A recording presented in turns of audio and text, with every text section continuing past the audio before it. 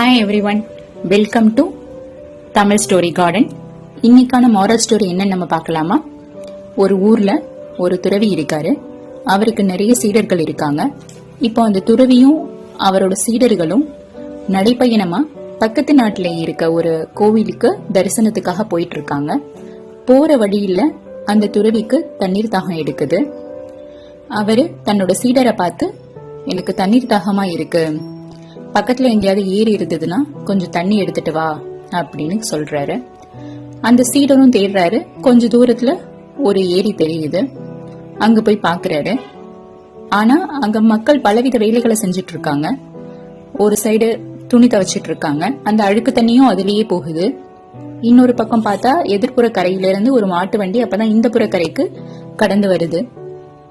So அந்த தண்ணி ரொம்ப சேரும் சகதியுமா கலங்களா இருக்கு. அது குடிக்கக்கூடிய நிலையில இல்ல. இப்ப என்ன பண்றது? இத போய் குரு கிட்ட நம்ம எப்படி சொல்றது? இந்த தண்ணீர் குடிக்கக்கூடிய நிலையில இல்லையே அப்படின்னு அந்த சீடர் யோசிக்கிறாரு. சரி, எதுவா இருந்தாலும் பரவாயில்ல, நம்ம குரு கிட்ட போய் சொல்லிடலாம் அப்படின்னு தன்னோட குரு கிட்ட, குருவே அந்த தண்ணி குடிக்கக்கூடிய நிலையில இல்ல, ரொம்ப சேரும் சகதியுமா இருக்கு அப்படின்னு சொல்றாரு. இப்ப குரு, சரி நம்ம அந்த கொஞ்ச நேரம் மரத்துக்கு கீழே நம்ம இலைப்பாறலாம் அப்படின்னு சொல்றாரு. பக்கத்துல ஒரு ஆலமரம் தெரியுது. அந்த மரத்துக்கு கீழே அந்த குருவும் அவங்க சீடர்களும் இலைப்பாடுறாங்க. ஒரு 1 hour போகுது. அதுக்கப்புறம் திரும்ப தன்னோட சீடர் கிட்ட குரு, நீ போய் இப்ப தண்ணி எடுத்துட்டு வா அப்படின்னு சொல்றாரு. அவர் தன்னோட அந்த தண்ணி குடுவையை எடுத்துக்கிட்டு அங்க போய் பாக்குறாரு. இப்ப அங்க யாரும் இல்ல. தண்ணி ரொம்ப சுத்தமாகவும் தெளிவாகவும் போயிட்டு இருக்கு, எந்தவித சலசலப்பும் இல்லாம. அந்த குடுவையில தண்ணி நிரப்பிட்டு தன்னோட குருவுக்கு கொடுக்கறாரு.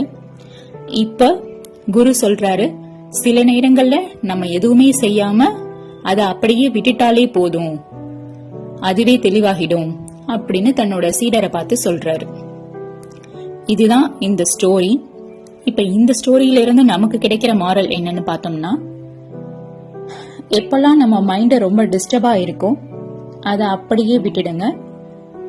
அது அதுவாவே கொஞ்சம் டைம்ல செட்டில் ஆயிடும். அதுக்கு கொஞ்சம் டைம் மட்டும் கொடுங்க. ஏன்னா நம்ம மைண்ட் காம் டவுன் பண்ண நம்ம எந்த எஃபர்ட்டும் போட தேவையில்லை.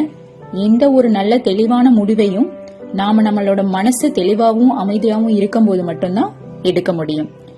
So sometimes just let it be அப்படிங்கிறது தான் இந்த ஸ்டோரியோட மாரல்.